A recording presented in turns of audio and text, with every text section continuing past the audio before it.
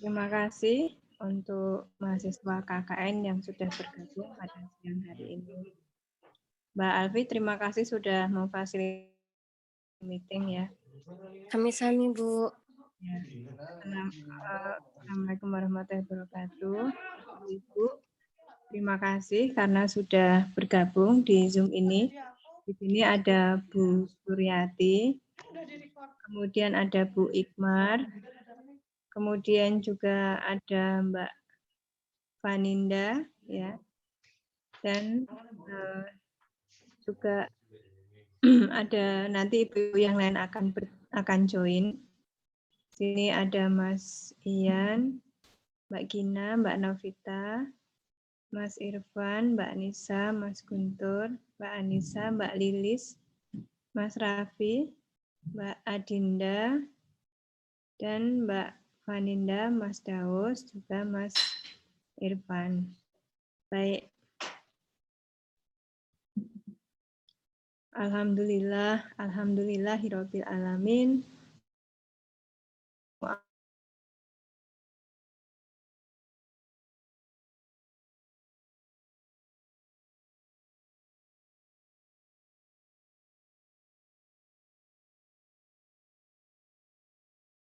Rahmat dan hidayahnya kepada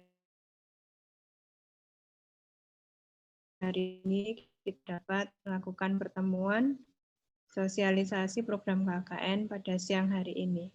Salawat serta salam semoga selalu tercurah kepada Rasulullah Muhammad SAW beserta keluarga, para sahabat, dan pengikut setianya hingga akhir zaman. Amin. Ibu-ibu Dasawisma 4, ibu-ibu karawitan junior dan juga ibu-ibu karawitan senior Guyup Mukti Laras menyambung program yang sudah dilaksanakan oleh KKN kelompok 149 pada malam minggu tadi malam yang sudah menyerahkan bibit tanaman obat-obatan kepada kelompok kerawitan dan juga sudah mengambil video untuk latihan. Maka siang hari ini kita kembali pada platform Zoom meeting. Insya Allah minggu depan kita diharapkan bisa untuk melaksanakan kegiatan secara offline karena tadi saya pantau dari grup DPL itu juga masih banyak yang melakukan secara offline sehingga mudah-mudahan insya Allah kita bisa diperbolehkan dan mereka juga lokasinya di Bantul begitu. Oke, pada siang hari ini kita akan menyimak program yang akan disampaikan oleh Mbak Ina Abina dari jurusan Hubungan Internasional UMY dengan materi Bahasa Inggris sehari-hari untuk kesempatan pertama ini kepada Mbak Gina, kemudian selanjutnya akan disambung oleh Mas Guntur Mahendra ini dari Fakultas Hukum dengan topik kebersihan dan kesehatan di masa pandemi serta Mbak Anissa Fitriani ya. Nah, kepada ketiga pemateri waktu saya persilahkan masing-masing tidak melebihi dari 15 menit karena di sesi setelah materi akan memberi kesempatan kepada ibu-ibu untuk menyampaikan pertanyaan maupun diskusi dengan Mas dan Mbak semua. Mohon ke Anda semua untuk menyimak secara serius ya, jadi fokus pada materi yang disampaikan oleh teman-temannya, tidak mengobrol sendiri atau tidak mengobrol sendiri atau tidak tertawa-tertawa sendiri di depan Zoom ya. Jadi tolong fokus pada acara ini karena di sini juga ada tamu-tamu kita peserta latihan pada siang hari ini yang juga merupakan kelompok sasaran dari Anda semuanya. Mohon untuk yang KKN semuanya on kamera, ya.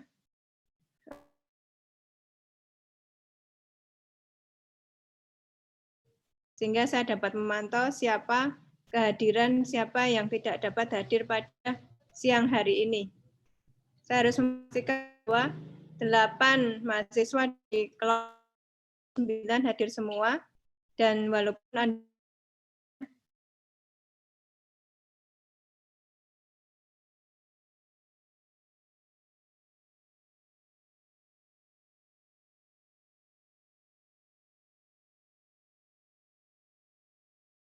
sekarang kami persilahkan untuk yang pertama Mbak Gina untuk menyampaikan materinya. Silakan Mbak.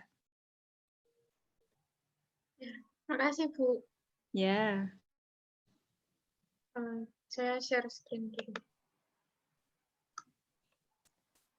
Salam dulu Mbak kepada ibu-ibu semuanya peserta. Iya Bu.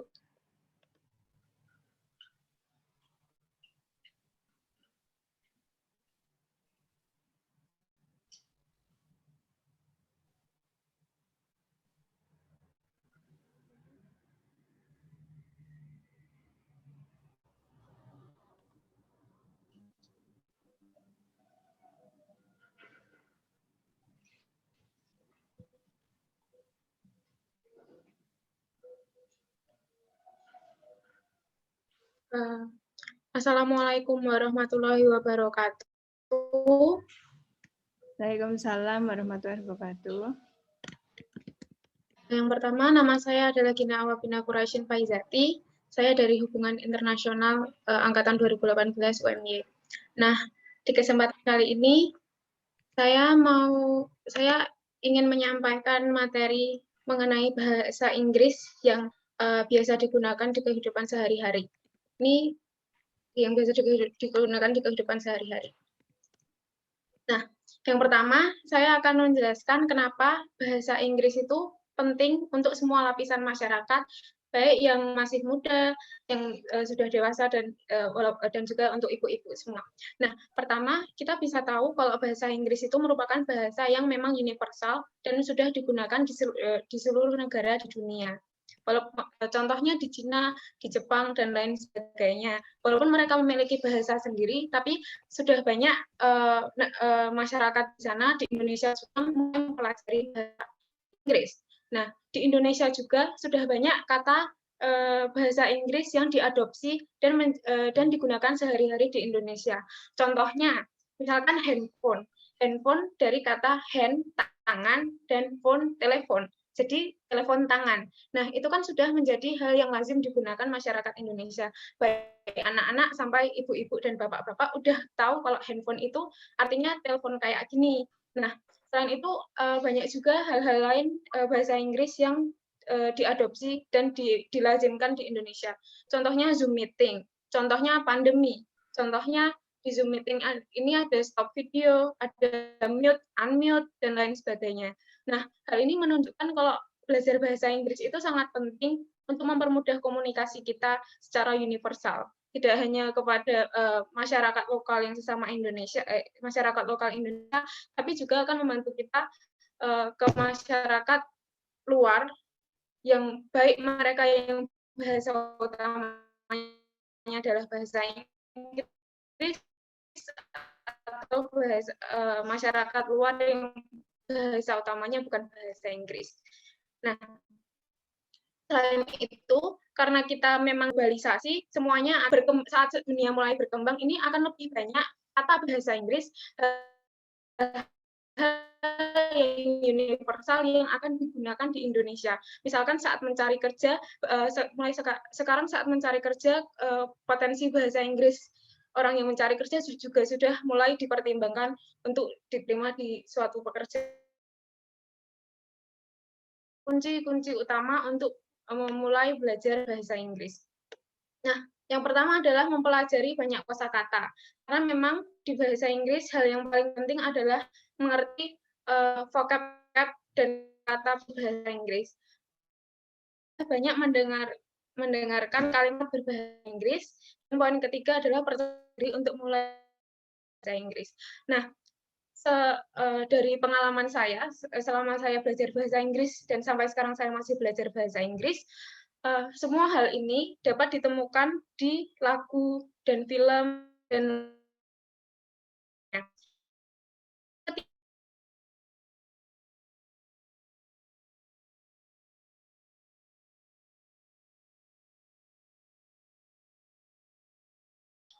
yang paling sering ditakutkan orang-orang adalah saat mereka bicara bahasa Inggris, mereka takut medok. Karena saya memang dari dulu di Jogja, dan saya orang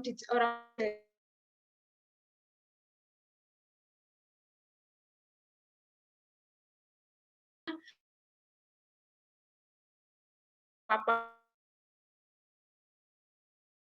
mempermudah orang untuk mengerti kata bahasa Inggris yang kita bicarakan. Misalkan R dan lain sebagainya bisa dapat lebih dengan sini. Dari apapun yang kita pakai, mau cara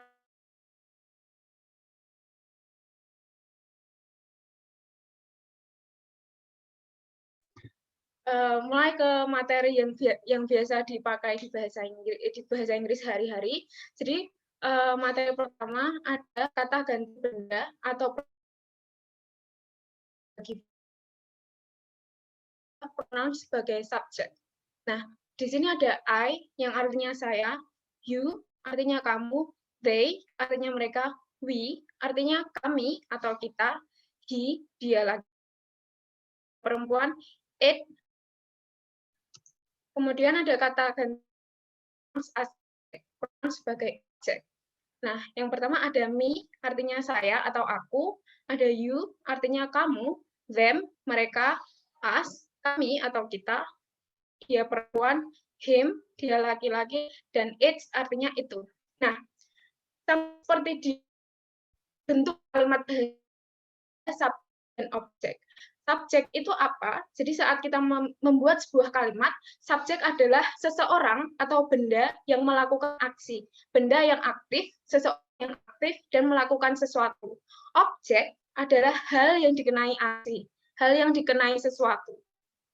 Nah, saya datang ke sini menemui mereka. I come here to meet them. I di sini adalah subjek. Them adalah objek. He likes, she adalah subjek. Me adalah objek. Dia perempuan menyukai saya. Dia perempuan adalah seorang yang melakukan aksi. Aksinya adalah menyukai. Saya di sini adalah objek yang dikenai aksi, yaitu we play karawitan. We adalah subjek, karawitan adalah objek. Jadi kami berkarawitan sebagai subjek, karawitan sebagai objek. Nah, selanjutnya adalah pronoun sebagai possessive adjective.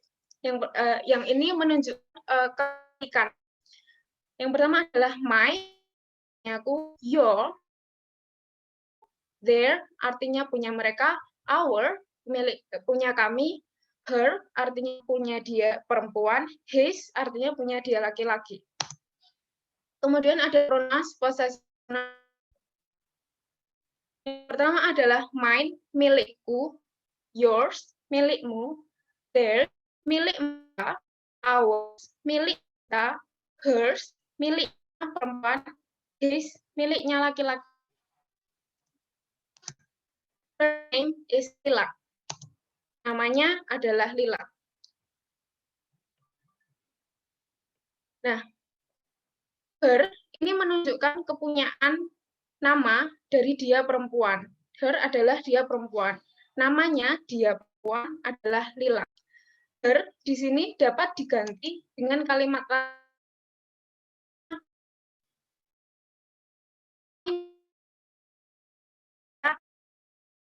your name Lila.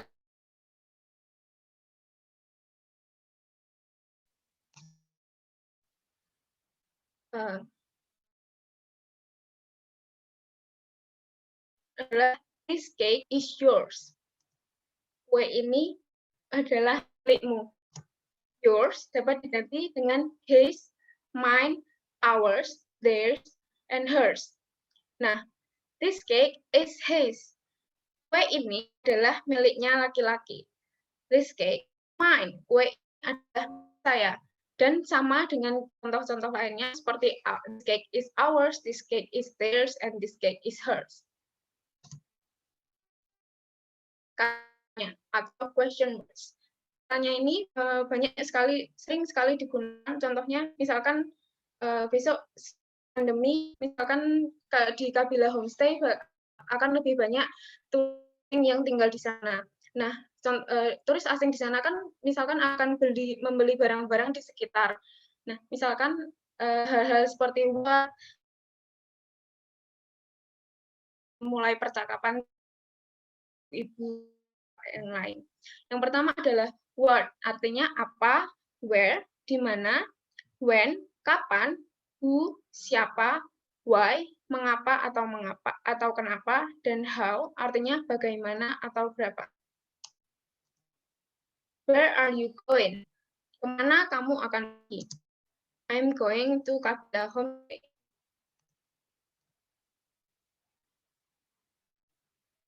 How much is one portion?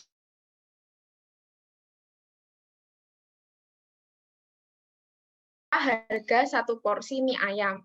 Satu porsi mie ayam harganya Rp10.000. Hi, my name is Lucas. What is your name? My name is Ning Ning. Nice to meet you, Lucas. Nice to see you too. Ning Ning, do you know where is the toilet? It's on the left side of the building. Hai, nama saya adalah Lucas. Siapa nama kamu? Nama saya adalah Ning Ning. Senang bertemu denganmu, Lucas. Senang bertemu denganmu juga. Ning Ning, apakah kamu tahu di mana toilet berada? Toilet berada di sebelah kiri gedung ini. Nah, untuk teman-teman dan ibu-ibu bahasa Inggris, selain memperbanyak vocab, contohnya dari mendownload kamus online, dan lain sebagainya, ada aplikasi namanya Duolingo. Ini sampai sekarang masih saya pakai juga untuk belajar bahasa asing. Jadi, tidak hanya bahasa Inggris, tapi ada bahasa lain, bahasa Spain, French, Jerman, dan lain sebagainya, ada bahasa Arab juga. Nah, mungkin kalau misalkan mau memperdalam vocab juga bisa mencoba latihan dari Duolingo. Terima kasih. Sekian materi yang dapat saya berikan. Wassalamualaikum warahmatullahi wabarakatuh. Baik, terima kasih Mbak Gina yang sudah memotivasi kita semua untuk bisa menerapkan bahasa Inggris. Ya, walaupun bahasa Inggris itu bahasa Inggris yang sederhana, tapi memang kalau kita itu mau belajar, sebenarnya lama-lama lidah kita akan terlatih. Dan tidak perlu malu ya kalau salah, karena kadang mungkin kita dianggap bahasa Inggrisnya kok tidak sesuai gitu ya pronunciation-nya, tapi saya rasa itu tidak apa-apa karena kita belajar ya, sedang belajar dan kita pun bukan orang yang asli Inggris. Jadi tidak apa-apa kalau ngomong Inggrisnya tidak seperti orang Inggris, kita ngomong Inggrisnya seperti orang Bantul itu juga tidak apa-apa. Ya, kalau misalnya kita belajar bahasa Arab, ya kita ngomong bahasa Arabnya juga seperti orang Bantul juga dimaklumi karena kita bukan asli Arab. Jadi wajar nggih Bu Suryati nggih, ini ada Bu Guru yang juga mengajar bahasa Inggris ya. Bu Suryati nggih, Bu Guru. Jadi mengajar murid-muridnya juga dengan bahasa Inggris dan bahasa Arab. Ya, nanti semoga kita bisa mengembangkan komunitas berbahasa Inggris ya Mbak Gina. Baik, kalau perlu, kalau kunjungan itu Ibu nanti pas kunjungan nanti ibu-ibu kita simulasi bahasa Inggris. Kalau mau beli di warung itu seperti apa ya? Misalnya kalau ada turis terus mau beli kacang kacang goreng atau tahu goreng, nah itu gimana caranya Mas Izudin misalnya ya. Gitu. Baik. Ya, ini silahkan Mas Guntur.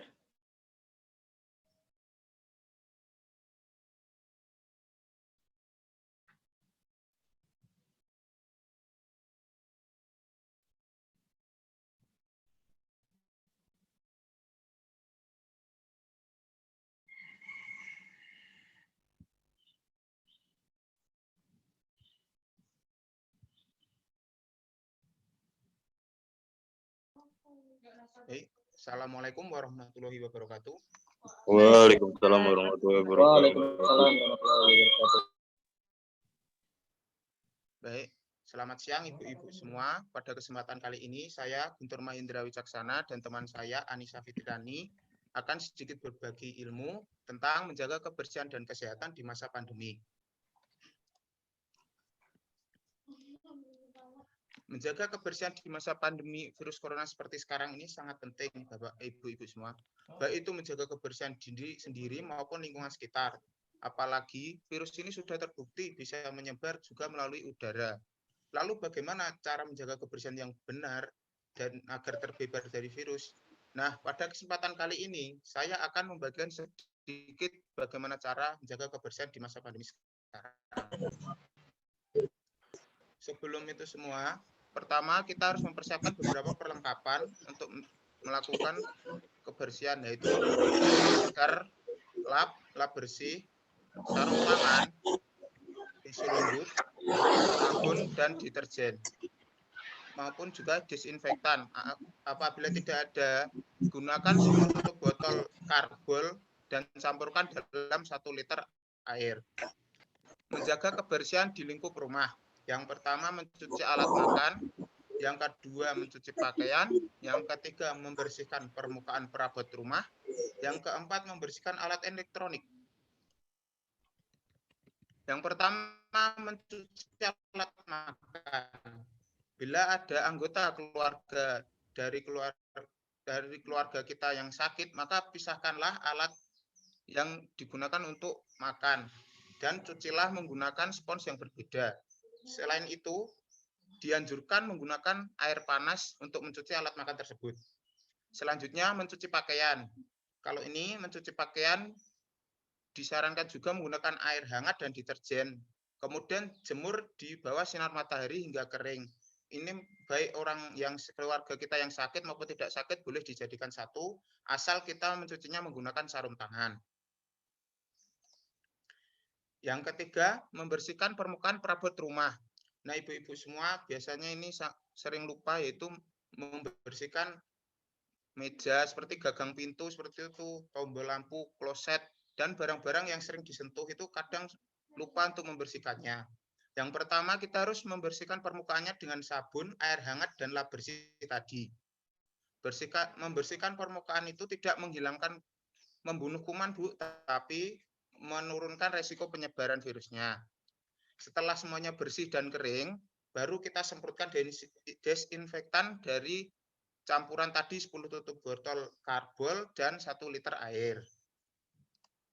Yang selanjutnya, membersihkan alat elektronik. Ya, membersihkan remote TV, handphone, laptop, mouse, maupun tablet. Kadang ibu-ibu semua mesti lupa membersihkan. Hal seperti ini dilupakan karena padahal handphone itu sering kita pegang tanpa kita sadari. Peralatan yang disiapkan yang pertama adalah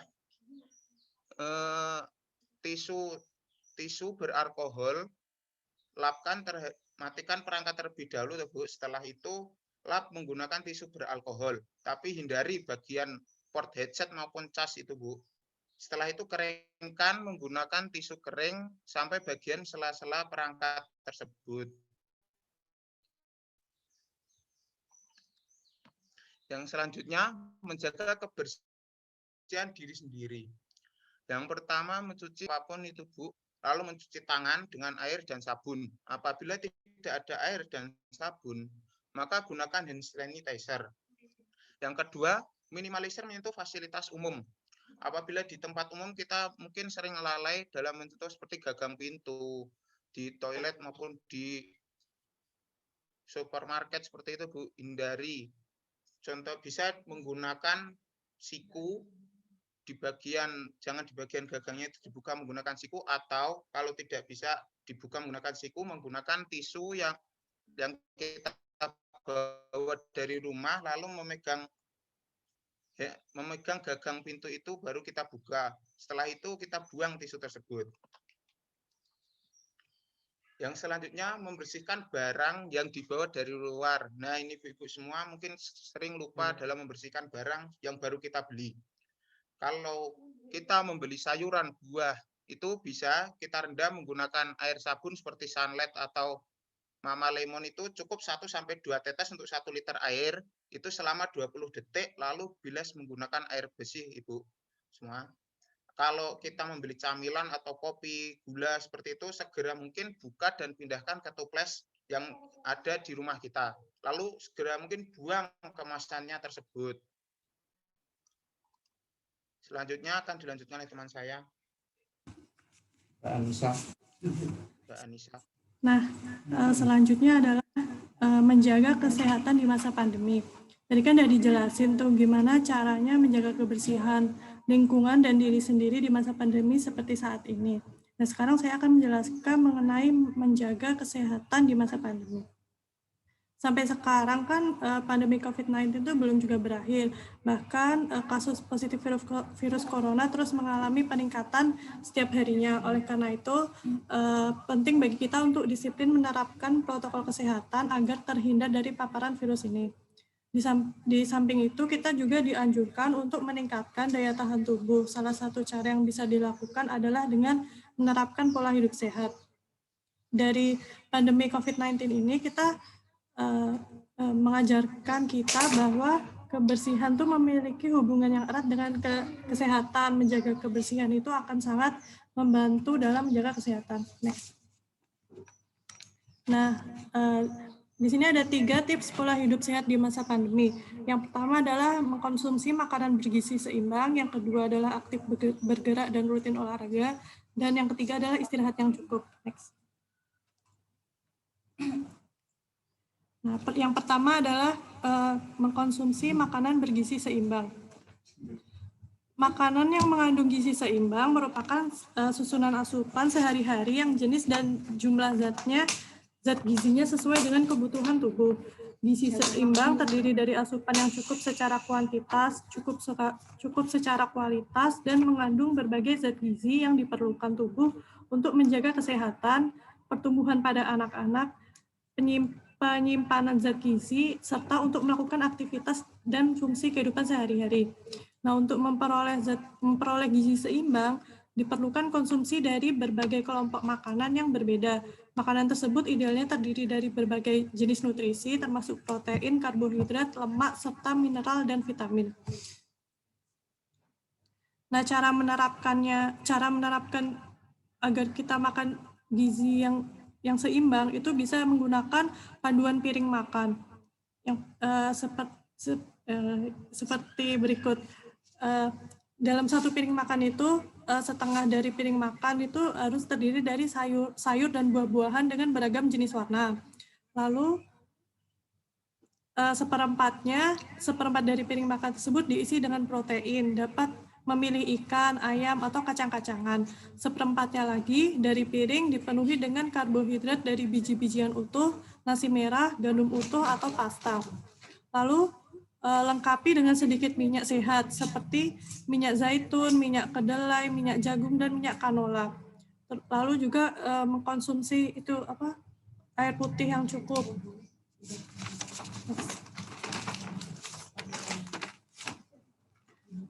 Tips yang kedua adalah aktif bergerak dan rutin olahraga. Menjaga pola hidup sehat tidak hanya terbatas pada asupan gizi yang seimbang. Setiap makanan dan minuman mengandung kalori yang dipergunakan sebagai energi saat beraktivitas. Karena itu, penting untuk memiliki gaya hidup aktif dan berolahraga secara teratur agar kalori dapat dibakar dan tidak hanya ditimbun. Nah, saat tubuh tidak aktif dan konsumsi kalori melebihi jumlah yang dibutuhkan tubuh, maka kalori akan disimpan sebagai lemak. Hal inilah yang kemudian dapat membuat berat badan semakin bertambah. Nah, selain menghindari penambahan berat badan, olahraga dan aktif bergerak juga dapat menjaga kesehatan, sekaligus menekan risiko penyakit jantung, diabetes, dan stroke. Nah, disarankan kita tuh aktif bergerak dan olahraga itu dengan intensitas sedang sekitar 15-30 menit per hari. Lalu menurut World Health Organization mengkampanyekan healthy at home atau sehat di rumah lewat kegiatan fisik di tengah pandemi. olahraga di tengah pandemi harus tetap dijalankan dengan melihat protokol kesehatan demi mencegah penularan virus corona. Karena itulah tidak semua jenis olahraga dianjurkan lantaran rentan menjadi sarana penularan COVID-19. Nah, contoh olahraga yang dianjurkan adalah olahraga yang bersifat personal dan dapat dilakukan di dalam rumah seperti jumping jack, lompat tali, sit up, plank, dan yoga. Selain pilihan tersebut itu kita juga bisa berolahraga di luar rumah dengan selalu mematuhi protokol kesehatan. Nah, tips yang terakhir adalah istirahat yang cukup. Menurut National Sleep Foundation, seorang manusia dewasa setidaknya membutuhkan waktu untuk tidur selama kurang lebih 7-9 jam dalam sehari.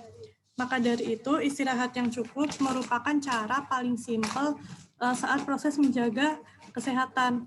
Perlu diingat bahwa tanpa tidur cukup dalam sehari, tubuh tidak akan bisa memproduksi sitokin dalam jumlah banyak. Nah, sitokin itu apa sih? Sitokin itu merupakan sejenis protein yang digunakan untuk melawan infeksi serta peradangan kemudian secara efektif akan menciptakan respon imun tubuh.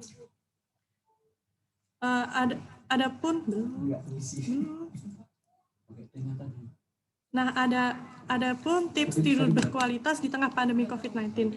Yang pertama adalah mengatur jadwal dan lakukan rutinitas seperti biasa. Nah, dari pandemi COVID ini membuat aktivitas setiap orang mengalami perubahan.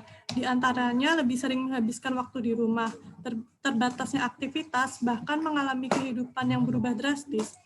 Seberapapun berubahnya kehidupan di tengah pandemi COVID-19, kita harus tetap menjaga tidur tetap berkualitas.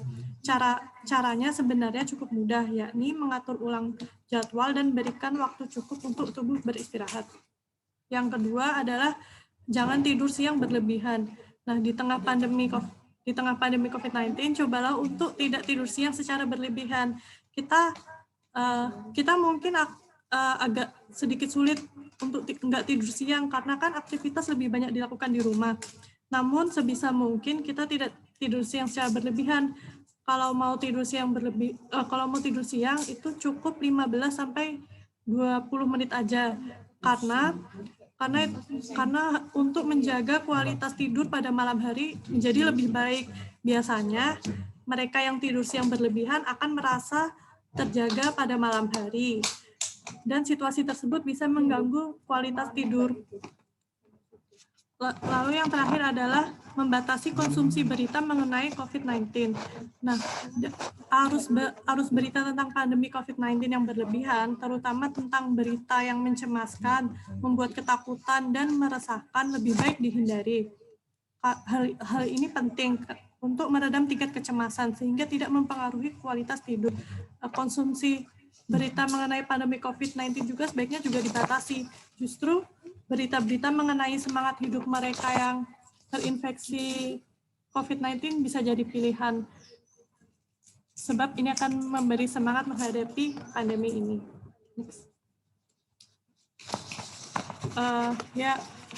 Baik. Sekian pemaparan mengenai menjaga kebersihan dan kesehatan di tengah pandemi dari kelompok 150, kurang lebihnya mohon maaf. Wassalamualaikum warahmatullahi wabarakatuh. Waalaikumsalam warahmatullahi wabarakatuh. Ya, terima kasih Mbak Anissa Fitriani, Mbak Gina, dan Mas Guntur. Terima kasih juga atas kesabaran Bu Suryati dan Bu Dwi ini yang selalu setia menemani kita. Matur nuwun Bu, ini seharusnya ibu-ibu yang lain itu juga sudah kita undang, tapi kok ternyata tidak segera bergabung. Sudah saya sampaikan juga, ini adalah program KKN yang untuk ibu-ibu juga sebenarnya kan sharing dengan mahasiswa KKN. Tapi tidak apa-apa, tetap semangat ya Mas, Mbak semuanya. Iya, mungkin tidak bertanya, tapi coba kita ingin mendengar sepatah dua kata-kata dari Bu Suryati, kemudian dari Bu Dwi, untuk apa ke depan yang mungkin bisa dilakukan oleh mahasiswa KKN untuk kita semua. Monggo, Bu Suryati. Masih di mute? Di unmute rumien? No. Kok malah monggo? Sudah? Assalamualaikum. Ya, sampun. Assalamualaikum warahmatullahi wabarakatuh. Waalaikumsalam. Ya, terima kasih atas waktu yang diberikan kepada saya, juga untuk mbak-mbaknya dan mas-masnya dari UMY yang telah memberikan materinya yang setidaknya cukup membantu bisa menambah wawasan untuk saya, tentunya bisa menambah pengetahuan. Di sini untuk untuk bahasa Inggrisnya itu memang kendalanya itu kita tidak percaya diri. Sebetulnya untuk vocab-vocab yang sederhana itu bisa kita mulai dari benda-benda di sekitar rumah kita, itu seperti kita mengenal kursi, pintu, atau apa itu nanti bisa kita ucapkan. Misalkan kalau mau makan itu eating atau berapa, kita bisa menggunakan dengan benda-benda yang di sekitar kita, itu tentu akan lebih mudah. Cuma kendalanya memang itu tadi, kita tidak mempunyai kepercayaan diri untuk vocabnya, yang terutama memang harus banyak untuk belajar perbendaharaan kata. Yang kemudian yang untuk mbaknya yang di mana ya, yang menyampaikan materi untuk kesehatan dan ya menjaga apa yang tadi, menjaga kesehatan dan kebersihan di masa pandemi. Sebenarnya materinya cukup bagus, tetapi mbaknya agak tergesa-gesa dalam menyampaikan, seolah kayak membaca, jadi kita tidak mendengarkannya itu kurang, untuk tuturannya itu terlalu cepat ya Mbak. Nanti untuk penyuluhan ke ibu-ibu nanti mungkin bisa nadanya itu lebih agak pelan-pelan, jadi mungkin ya karena usia saja, jadi kita bisa lebih menguasai. Itu sudah tipnya sudah bagus, sudah sangat menarik, nanti bisa diterapkan dan dipraktekkan. Mungkin itu saja Mbak, kedepannya sudah bagus, semangat. Terima kasih Bu. Assalamualaikum warahmatullahi wabarakatuh. Waalaikumsalam warahmatullahi wabarakatuh. Nggih, terima kasih Bu Suryati. Mungkin karena waktunya juga nggih terbatas. Takut kalau nggih Bu-ibu juga ada kegiatan lain. Ya. Nggih. Ini sebenarnya dirancang hanya 1 jam Bu Sur, karena kalau Bu Suryati, karena kalau lebih dari 1 jam mungkin juga dari sisi kuota internet mungkin juga keberatan gitu. Tapi kalau 1 jam insya Allah masih bisa ditoleransi. Nggih, matur nuwun Bu Suryati, ini Bu Guru yang sangat memotivasi kita semua ya. Semangat ya Mbak dan Mas. Monggo Bu Dwi untuk memberikan sepatah 2 patah kata.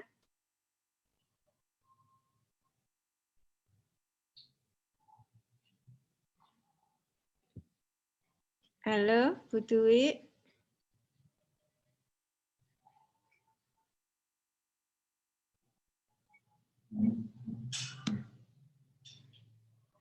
Halo Bu Dwi. Mungkin ini sedang sedang ada ini. Iya, tidak apa-apa. Ya Mas dan Mbak semuanya, saya rasa untuk program yang disampaikan secara online kita sudah selesai ya di minggu ini, dan kita harapkan karena nanti tanggal 15 ada penarikan secara resmi, sehingga Mas dan Mbak ini nanti diharapkan untuk ini ya, menyiapkan program secara offline. Kita akan atur saja shift-nya nanti, shift untuk yang kelompok 149 jam berapa, dan shift untuk yang kelompok 150 nanti untuk minggu depan jam berapa gitu ya. Nah, kemudian setelah itu nanti Saya rencananya juga sore ini nanti akan membantu Mas dan Mbak. Nanti akan saya surveikan yang kemarin itu, yang ya Mbak Anissa kemarin itu ya, siapa ya yang programnya untuk 2 kelompok ini. Saya akan bantu carikan info. Nah, kemudian untuk minggu depan yang masih akan dikerjakan apa programnya? Yang masih tersisa apa, Mas, Mbak? Bu, untuk senamnya Ya, tetap Kalau Ya. dari kelompok 149 yang dari kelompok 1 ini Bu belajar makeup. apa? Apa, Mas? Ya, Bermakeup. Oh, makeup ya? Ya Bu, dari Oh iya. Nanti Anissa. kalau bisa tutorial makeup itu offline saja. Jadi nanti Oh, iya, iya, nggih, Bu Suryati nggih. Iya. Nah, jadi kita bisa lebih jelas kalau offline. Praktek. Ini Bu Dwi sudah menyambung audio. Ya, ya Mas Daus, nanti yang praktek make up nanti datang Oke, Bu. saja, Siap, Bu. ya offline minggu depan, siap ya. Kemudian tadi siapa yang senam tadi? saya, Bu. Itu jadi nggak, Bu? Jadi, Oh, ya, berarti jadi minggu ya, depan ya, Bu? iya minggu depan. Jadi, oke. Jamnya berarti 7:30 ya, Bu? Nanti dulu jamnya nanti saya cocokkan dulu, Oh iya. ya. Jadi tidak harus 7:30 pagi ya, mungkin bisa. Nanti saya cek dulu dengan ibu-ibu ya kesiapan. Nah kemudian ini yang mau merekam karawitan tanggal berapa jadinya? Rencana itu Bu, karawitan itu sama dengan ini Bu. Apa itu latihan bermakeup itu Bu? Oh berarti minggu depan. Ya Bu. Oh iya, kalau minggu depan ya sudah. Berarti nanti supaya ibu-ibu yang karawitan siap-siap. Ini kan ada Bu Suryati, ada Bu Dwi Suryani, ya. Supaya nanti mungkin yang kelompok junior nanti bisa. Untuk kelompok junior itu sebaiknya enggak usah aja, Bu. Itu kan anggotanya sebetulnya kan sama, cuma yang di luar saya sama Bu Endah dengan kondisi sekarang juga Mbak Kon masih isolasi juga. Oh gitu. Oh nggih. Cukup satu aja, nanti kan promosi di YouTube-nya aja. Untuk profilnya kan kemarin sudah, saya kira. Oh ngaten. Nggih. Oh nggih, ya sudah. Nggih. Nggih, kalau begitu Bu Dwi nanti minggu depan Nanti bisa grupnya di ini aja. nggih. Bisa direkam nggih Bu Dwi. Karena kalau direkam kita minta untuk menggunakan seragam yang sudah pernah dimiliki. Ya Bu, betul Bu.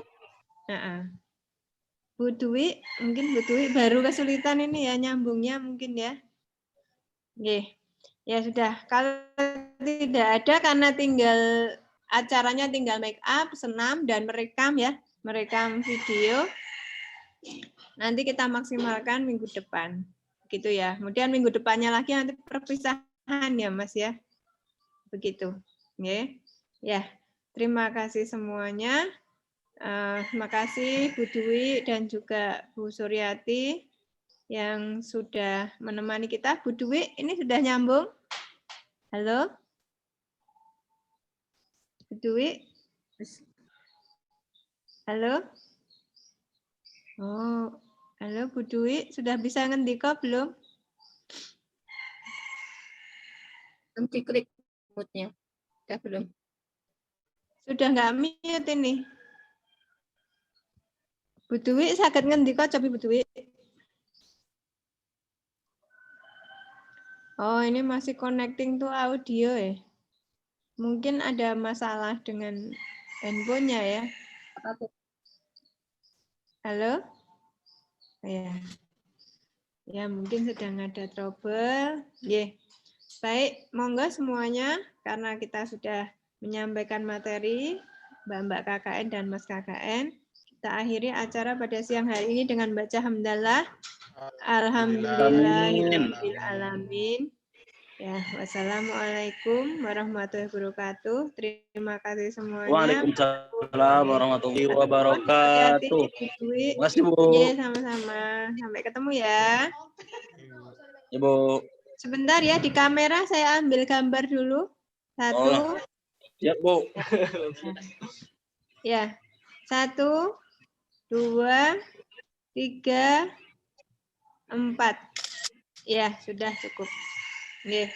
Terima kasih semuanya. Wassalamualaikum warahmatullahi wabarakatuh. Waalaikumsalam warahmatullahi wabarakatuh.